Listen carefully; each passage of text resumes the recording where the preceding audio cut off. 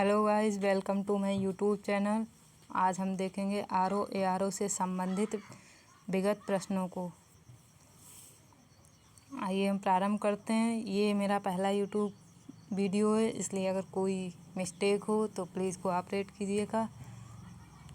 पहला क्वेश्चन है, अफ़गानिस्तान पर आधिपत्य के समय बाबर को किसने भारत पर आक्रमण करने के लिए आमंत्रित किया था? पहला क्वेश्चन क्या है? अफ़गानिस्तान पर आधिपत्य के समय बाबर को किसने भारत पर आक्रमण करने के लिए निमंत्रण दिया था? तो आंसर होगा दौलत खान लोधी। अफ़गानिस्तान पर आधिपत्य के समय बाबर को पंजाब के सूबेदार दौलत खान लोधी ने भारत पर आक्रमण करने के लिए आमंत्रित किया था। वास्तव में दौलत खान की सोच यह थी कि बाबर भी तैमूर की तरह भारत को लूटकर वापस अपने देश चला जाएगा, जिससे इब्राहिम लोदी की स्थिति कमजोर होगी। और स्थिति किसकी कमज़ोर होगी? इब्राहिम लोदी की, जिसका लाभ उठाकर वह अपनी स्थिति को मजबूत कर सकता था। क्वेश्चन दूसरा क्या है? डेथ इन बनारस पुस्तक के लेखक कौन है? डेथ इन बनारस पुस्तक के लेखक कौन है? Jonathan Parry. Death in Banaras पुस्तक के लेखक का क्या नाम है? Jonathan Parry. Death in Banaras, Jonathan Parry. इनकी अन्य पुस्तकों का क्या नाम है? The politics of patriotism and classes of labour caste and kinship in Kangra. एक बार फिर से रिपीट कर लेते हैं कि डेथ इन बनारस पुस्तक के लेखक कौन है? जोनाथन पेरी हैं। और इनकी अन्य पुस्तकों के नाम द पॉलिटिक्स ऑफ पैट्रोटिज्म और classes of labour caste and kinship in Kangra है। क्वेश्चन नंबर थर्ड क्या है? निम्नलिखित युग्मों में से कौन सा एक सही सुमेलित नहीं है? Bleaching powder, calcium oxychloride, plaster of Paris, calcium bicarbonate, washing powder, sodium carbonate, baking soda, sodium bicarbonate.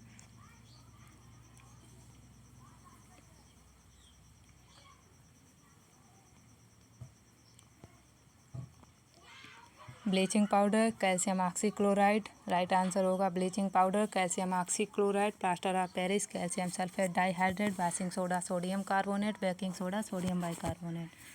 तो ब्लीचिंग पाउडर को क्या बोलते हैं? Calcium oxychloride. Plaster of Paris का नाम क्या है? Calcium sulphate dihydrate. Washing soda, sodium carbonate, baking soda, sodium bicarbonate.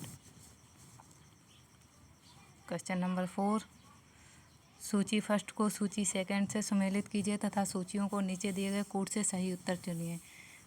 Australia के प्रांत, राजधानी शहर से New South Wales, Brisbane, Queensland, Sydney, Victoria, Perth, पश्चिमी ऑस्ट्रेलिया, मेलबर्न। तो इससे पहले हम मैप देखते हैं। ये ऑस्ट्रेलिया महाद्वीप है। ऑस्ट्रेलिया महाद्वीप 6 प्रादेशिक क्षेत्रों में बटा हुआ है। तो यहाँ पर देखिए वेस्टर्न ऑस्ट्रेलिया, और वेस्टर्न ऑस्ट्रेलिया की राजधानी क्या है? पर्थ। ये हमारा नॉर्दर्न टेरिटरी, इसकी राजधानी होगी डार्विन। साउथ ऑस्ट्रेलिया की राजधानी क्या है? एडिलेड है।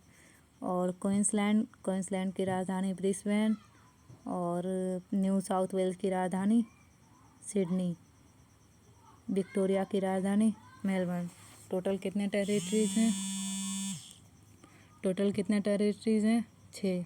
एक हमारा वेस्टर्न ऑस्ट्रेलिया, दूसरा नॉर्दर्न टेरिटरी, तीसरा साउथ ऑस्ट्रेलिया, चौथा क्वींसलैंड, पांचवा हमारा न्यू साउथ वेल्स, छठवां हमारा विक्टोरिया। तो एक बार फिर से रिपीट कर लेते हैं। वेस्टर्न ऑस्ट्रेलिया की राजधानी हमने क्या देखी है? पर्थ। वेस्टर्न ऑस्ट्रेलिया की राजधानी पर्थ। और नॉर्दर्न टेरिटरी की राजधानी डार्विन। साउथ ऑस्ट्रेलिया की राजधानी एडिलेड। क्वींसलैंड की राजधानी ब्रिस्बेन। न्यू साउथ वेल्स की राजधानी सिडनी। और विक्टोरिया की राजधानी मेलबर्न। फिर ऑस्ट्रेलिया महाद्वीप की, अगर हम संपूर्ण ऑस्ट्रेलिया महाद्वीप की बात करते हैं तो इसकी राजधानी क्या होगी? कैनबरा। संपूर्ण ऑस्ट्रेलिया महाद्वीप की राजधानी कैनबरा।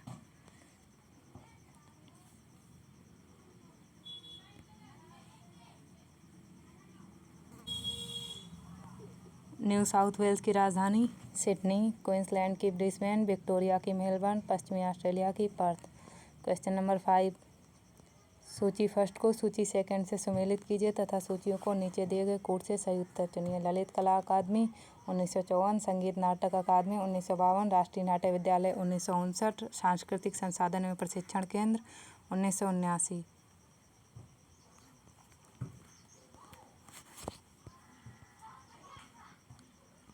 अब यहाँ पर हम मैच करते हैं। ललित कला अकादमी का स्थापना वर्ष क्या हुआ? 1954। ललित कला अकादमी का स्थापना वर्ष क्या है? 1954।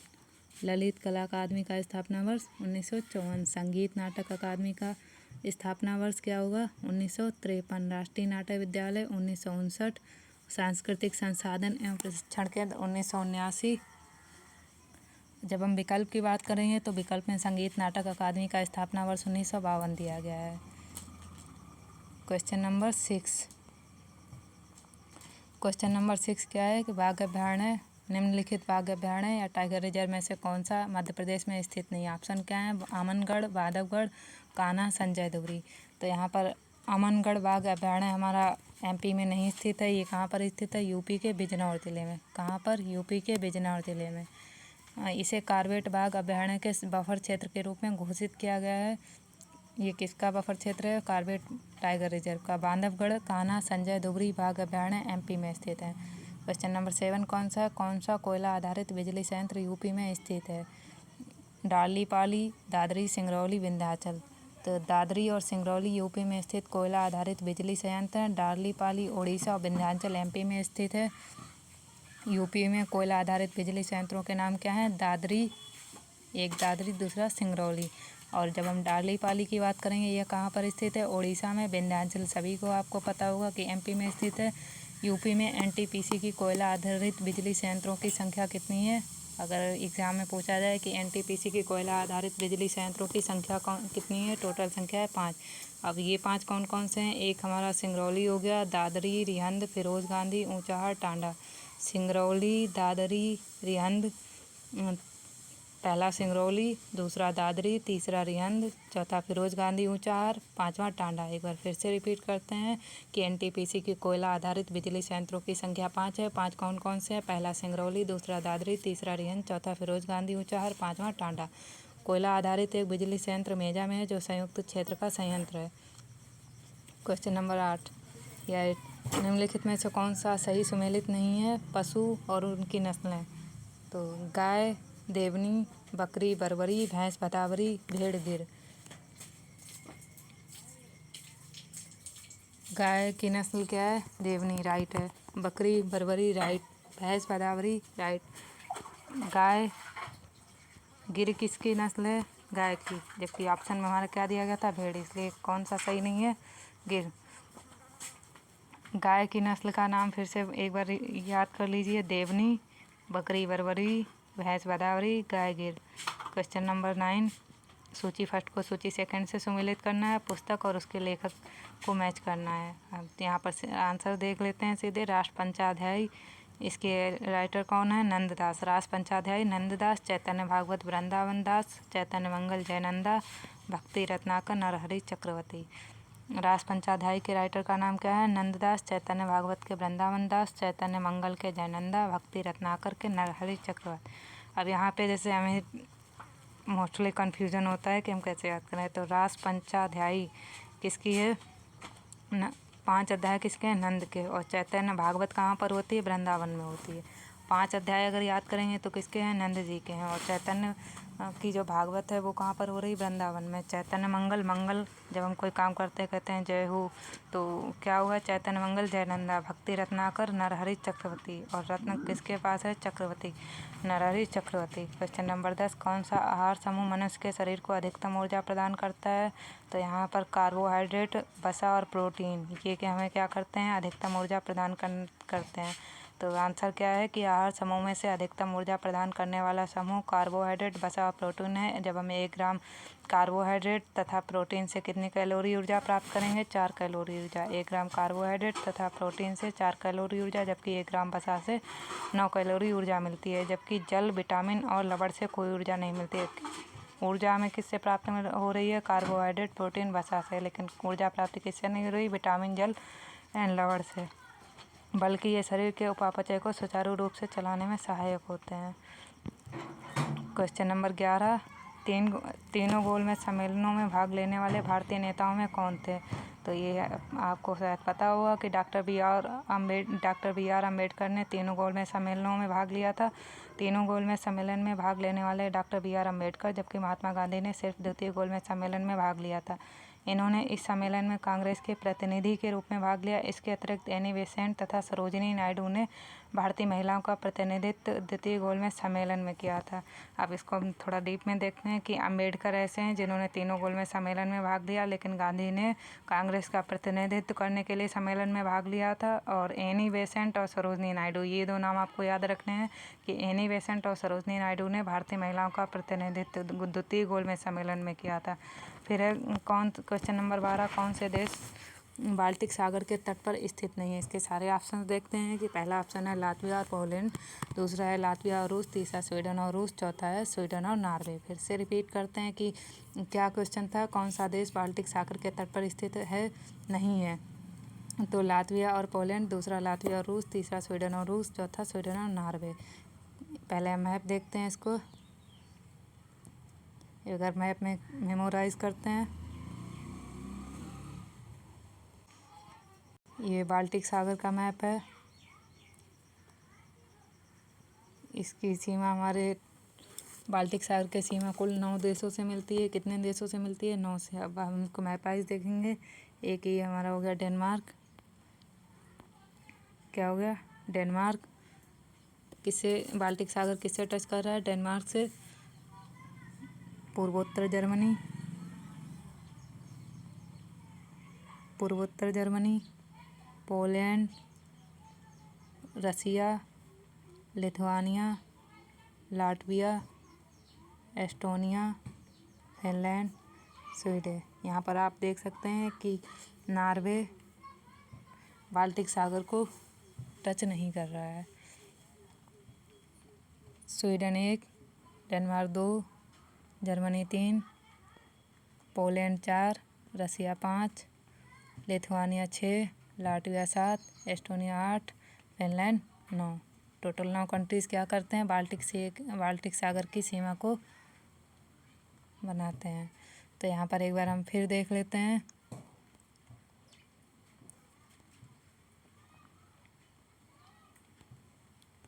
बाल्टिक सागर की सीमा कितने देशों को टच हो रही है? 9। डेनमार्क को हो रही है, जर्मनी को, Poland, Russia, Lithuania, Latvia, Estonia, Finland, Sweden.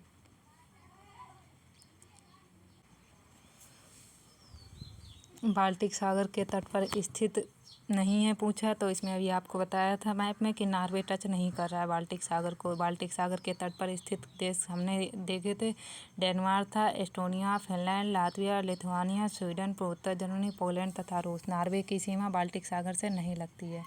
ये अभी मैप में क्लियर किया था कि नॉर्वे की सीमा किससे नहीं लग रही है? बाल्टिक सागर से। और बाल्टिक सागर किसकी एक शाखा है? तो ये अटलांटिक सागर की महासागर की एक शाखा है। Question number 13।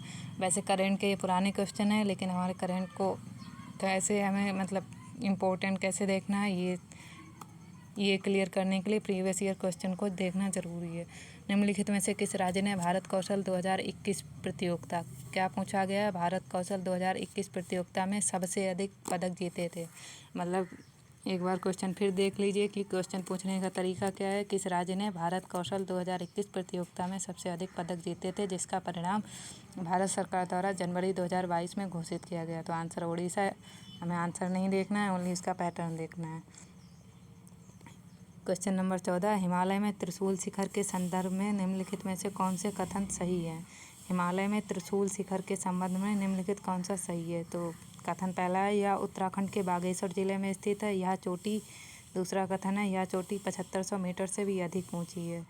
तो फिर से रिपीट करते हैं। Question number 14। हिमालय में त्रिशूल शिखर के संदर्भ में निम्नलिखित में से कौन सा कथन सही है? यह उत्तराखंड के बागेश्वर जिले में स्थित है। यह चोटी 7500 मीटर से भी अधिक ऊंची है। तो इसमें केवल विकल्प कथन 1 सही है। कथन 1 क्या था? हिमालय में त्रिशूल शिखर के संदर्भ में कौन सा कथन सही है? यह उत्तराखंड के बागेश्वर जिले में स्थित है। ये कथन सही है। त्रिशूल पश्चिमी कुमाऊं की 3 हिमालय कौन से, जब हम त्रिशूल की बात कर रहे हैं तो एक किस कुमाऊं में है? पश्चिमी कुमाऊं। त्रिशूल पश्चिमी कुमायूं की 3 हिमालय पर्वत चोटियों का एक समूह है जिसकी सबसे ऊंची त्रिशूल प्रथम 7120 मीटर है।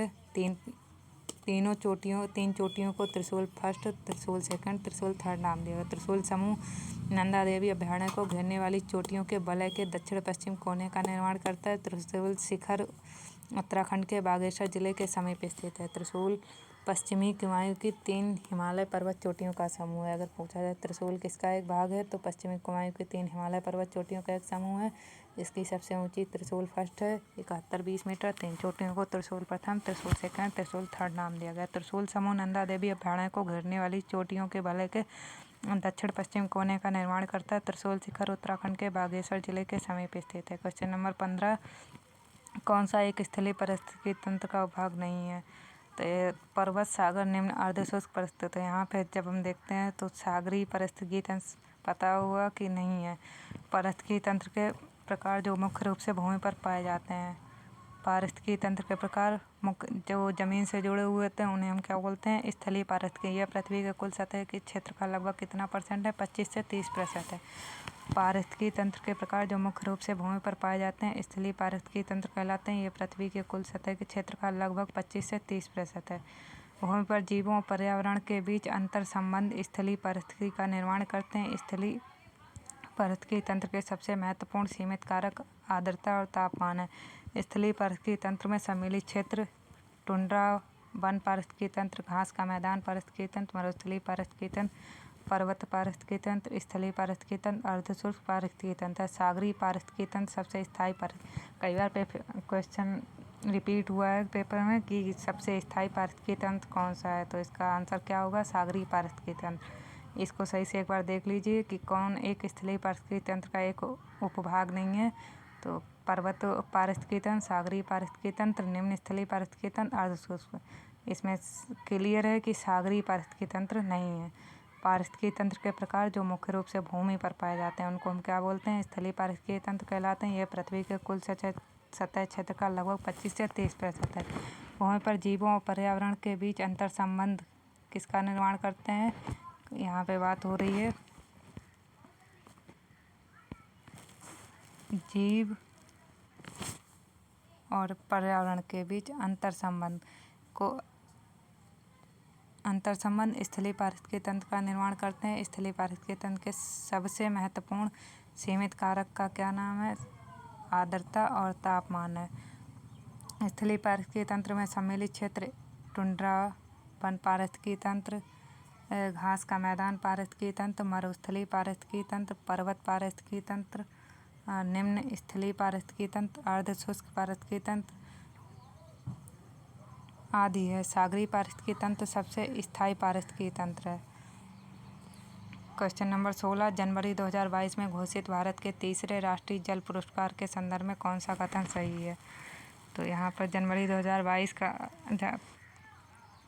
2022 में घोषित भारत के तीसरे राष्ट्रीय जल पुरस्कार को पूछा गया है। पहला कथन है उत्तर प्रदेश को सर्वश्रेष्ठ राज्य श्रेणी में विजेता घोषित किया गया। उत्तर प्रदेश के मुजफ्फरनगर को उत्तरी जोन श्रेणी में सर्वश्रेष्ठ जिला घोषित किया गया है। उत्तर प्रदेश के मुजफ्फरनगर को उत्तरी जोन श्रेणी में सर्वश्रेष्ठ जिला घोषित किया गया है। तो इस तरह के क्वेश्चन हमें ध्यान में रखने हैं। इसके दोनों कथन सही है। फिर आते हैं क्वेश्चन नंबर 17, भारत के संविधान के भाग 9A में निम्नलिखित क्षेत्र की स्थानीय स्वशासन की इकाइयों को संवैधानिक आधार प्रदान किया है। क्वेश्चन नंबर 17 में क्या पूछा है कि भारत के संविधान के कौन से भाग में? भाग 9A। भारत के संविधान के भाग 9A में निम्नलिखित क्षेत्र की स्थानीय स्वशासन की इकाइयों को संवैधानिक आधार प्रदान किया गया है। पहला है ग्रामीण क्षेत्र, दूसरा है शहरी क्षेत्र। तो इसमें जब हम अगर सही से पढ़ें तो हमें पता है भाग 9A में ग्रामीण क्षेत्र की बात की गई, भाग 9A में शहरी क्षेत्र की बात की गई है, जबकि भाग 9 में पंचायत शब्द यूज हुआ है जो ग्रामीण क्षेत्रों की बात करता है। तो यहाँ फिर से ये हमारे लिए इम्पोर्टेंट क्वेश्चन है, इसको हम सही से देख लेते हैं कि भारत के संविधान के भाग 9A में निम्नलिखित क्षेत्र के स्थानीय स्वशासन की इकाइयों को संवैधानिक आधार प्रदान किया है। पहला है रूरल एरियाज़ यानी ग्रामीण क्षेत्र, दूसरा अर्बन एरियाज़। तो जब हम पार्ट पढ़ते हैं तो उसमें 9A शहरी क्षेत्र को डिस्क्राइब करता है और जो 9 है या 9 तो वो पंचायत को डिस्क्राइब करता है। एक्सप्लेनेशन क्या है कि भारतीय संविधान के भाग 9A में शहरी क्षेत्र की स्थानीय स्वशासन इकाइयों को 1992 के 74वें संविधान संशोधन द्वारा संवैधानिक दर्जा दिया गया। इसे नगर पालिकाएँ नाम दिया गया और अनुच्छेद 243P से 243ZG में इससे संबंधित उपवन शामिल किए हैं, जबकि भाग 9 में पंचायत शीर्षक से ग्रामीण क्षेत्र के स्थानीय स्वशासन को संवैधानिक आधार प्रदान किया गया। फिर यहाँ पर निम्नलिखित में से कौन सा जैव डीजल पौधा है। Question number 18 biodiesel plant. तो इसमें जेट्रोफा, जावा घास, रोसा घास, गुग्गुल। तो इसका आंसर होगा जेट्रोफा। जैव डीजल पौधा कौन सा है? जेट्रोफा। और इसके कई नाम हैं जैसे रतनजोत, जैव डीजल, जेट्रोफा, करकास। फिर से रिपीट करते हैं कि बायोडीजल प्लांट या जैव डीजल पौधा किसको बोला जाता है? जेट्रोफा। इसे कई नामों से जाना जाता है, रतनजोत, जैव डीजल, जेट्रोफा, करकास आदि। बायोडीजल पारंपरिक या जीवाश्म डीजल के समान एक वैकल्पिक ईंधन है। बायोडीजल का उत्पादन सीधे वनस्पति तेल। बायोडीजल क्या है? पारंपरिक या जीवाश्म डीजल के समान एक वैकल्पिक ईंधन है यह। और बायोडीजल का उत्पादन सीधे वनस्पति तेल, पशु तेल व अपशिष्ट खाना पकाने के तेल से किया जा सकता है। इन तेलों को बायोडीजल में परिवर्तित करने के लिए ट्रांस एस्टरिफिकेशन किया जाता है। दिसंबर 2009 में केंद्र सरकार नेशनल, ये थोड़ा ध्यान रखना है आपको कि दिसंबर 2009 हमारे लिए क्यों इम्पोर्टेंट है। दिसंबर 2009 में केंद्र सरकार नेशनल बायोडीजल मिशन का भी स्टार्ट हुआ दिसंबर 2009 में, जिसमें पारंपरिक डीजल के साथ 20% बायोडीजल मिश्रण का लक्ष्य रखा गया, जिसमें जेट्रोफा की महती भूमिका हो सकती है। क्वेश्चन नंबर 19 क्या है? मंदसौर प्रशस्ति किस शासक की उपलब्धियों का विवरण प्रस्तुत करती है? मंदसौर प्रशस्ति के बारे में पूछा गया है कि मंदसौर प्रशस्ति किस शासक की उपलब्धियों का विवरण प्रस्तुत करता है।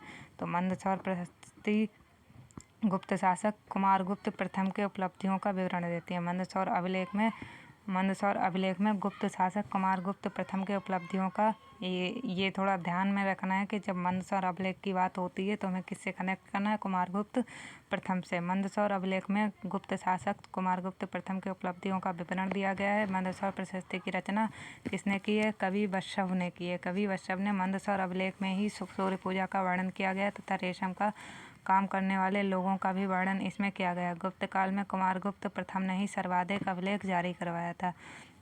मंदसौर अभिलेख में किसकी बात कही गई है? कुमारगुप्त प्रथम की उपलब्धियों का विवरण है। और अगर मंदसौर प्रशस्ति की रचना की बात की जाए तो कवि वत्सव ने की। मंदसौर अभिलेख में किसका वर्णन है? सूर्य पूजा का वर्णन है। और रेशम का काम करने वाले रेशम बुनकरों की जब बात कर रहे हैं तो मंदसौर अभिलेख गुप्त काल में कुमारगुप्त प्रथम ने ही सर्वाधिक अभिलेख जारी करवाया था। ये पॉइंट ध्यान रखने वाला है कि जब गुप्त काल की बात कर रहे हैं तो सर्वाधिक अभिलेख किसने जारी किए थे? कुमारगुप्त प्रथम ने। Question number 20 Parvati अर्गा Ramsar site के संदर्भ में कौन सा कथन सही है? फिर से रिपीट करते हैं। पार्वती अर्गा रामसर साइट की बात कर रहे हैं तो पहला कथन है उत्तर प्रदेश के गोंडा जिले में यह एक पक्षी अभयारण्य है। तो इसके दोनों कथन सही है। अगर आपने पढ़ा हुआ कि पार्वती अर्गा कहाँ पर है? यूपी के गोंडा में, और ये क्या है? एक पक्षी अभयारण्य है। तो पार्वती अर्गा यूपी के गोंडा जिले में स्थित एक पक्षी अभयारण्य है और इसे 2020 में रामसर साइट घोषित किया गया। वर्तमान में यूपी में सर्वाधिक 10 रामसर साइट हैं। कितने हैं? 10 रामसर साइट हैं। और देश में मार्च 2022 तक कुल 49 आर्द्रभूमि रामसर साइट हैं। फरवरी 2022 में देश की 48वीं कौन सी है? बखीरा वन्यजीव अभयारण्य जो संत कबीर नगर में खेजड़िया पक्षी अभयारण्य 49वीं रामसर साइट घोषित किया गया। इसको एक बार फिर से सही से देख लीजिए। यूपी स्पेशल से संबंधित है कि पार्वती अर्गा कहाँ पर है? यूपी के गोंडा जिले में स्थित एक पक्षी अभयारण्य। यह 722 हेक्टेयर विस्तृत है। इसे फरवरी 2020 में रामसर साइट घोषित किया गया। वर्तमान में यूपी में सर्वाधिक 10 रामसर साइट हैं। देश में मार्च 2022 तक कुल 49 आर्द्रभूमि रामसर साइट हैं। फरवरी 2022 में देश की 48वीं बखीरा वन्यजीव अभयारण्य जो संत कबीर नगर में है और 49वीं खेजड़िया पक्षी अभयारण्य घोषित किया गया। क्वेश्चन नंबर 21 या 21 1974 में प्रथम कृषि विज्ञान केंद्र की स्थापना किस स्थान पर हुई? पांडिचेरी में। क्या पूछा है कि प्रथम कृषि विज्ञान केंद्र की स्थापना किस स्थान पर हुई? पांडिचेरी में। अगले पेपर में हो सकता है इसका ईयर पूछे कि पहला कृषि विज्ञान केंद्र कब स्थापित किया गया। तो भारत में पहला कृषि विज्ञान केंद्र 1974 में पांडिचेरी में स्थापित किया गया था। ये केंद्र एक स्थानीय कृषि विद्यालय से जुड़े होते हैं जो भारतीय कृषि अनुसंधान परिषद और किसानों के बीच अंतिम कड़ी के रूप में कार्य करते हैं। वर्तमान में कुल 725 कृषि विज्ञान केंद्र कार्यरत हैं। कुल कितने कृषि विज्ञान कार्यरत हैं प्रेजेंट टाइम में? 725।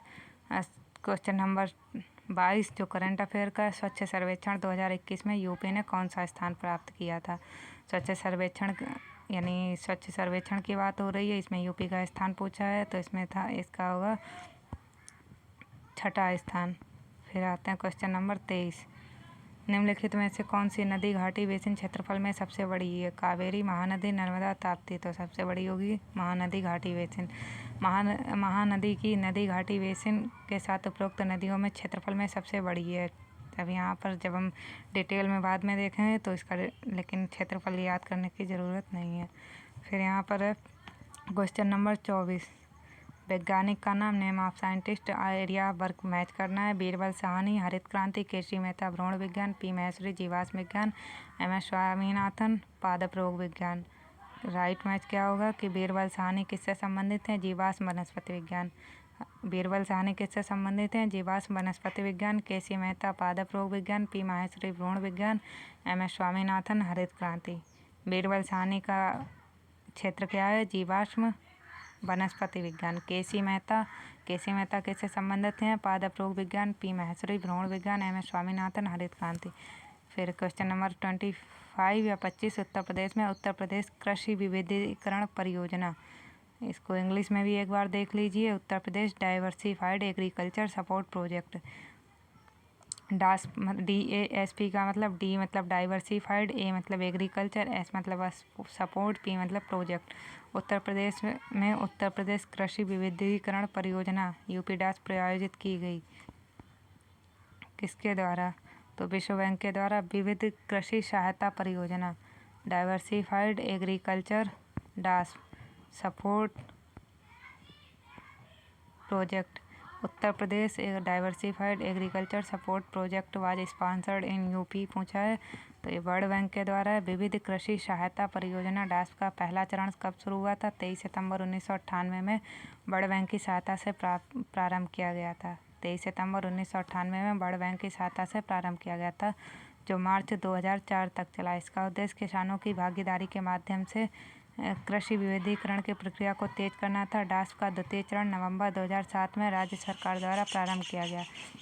डास का पहला चरण जब स्टार्ट हो रहा है तो 23 सितंबर 1998 को 2004 तक, और दूसरा चरण स्टार्ट हो रहा है नवंबर 2007 में राज्य सरकार द्वारा प्रारंभ किया गया, जिसे RKVY भारत सरकार द्वारा प्रायोजित किया गया। यह चरण 31 मार्च 2013 में पूरा हुआ।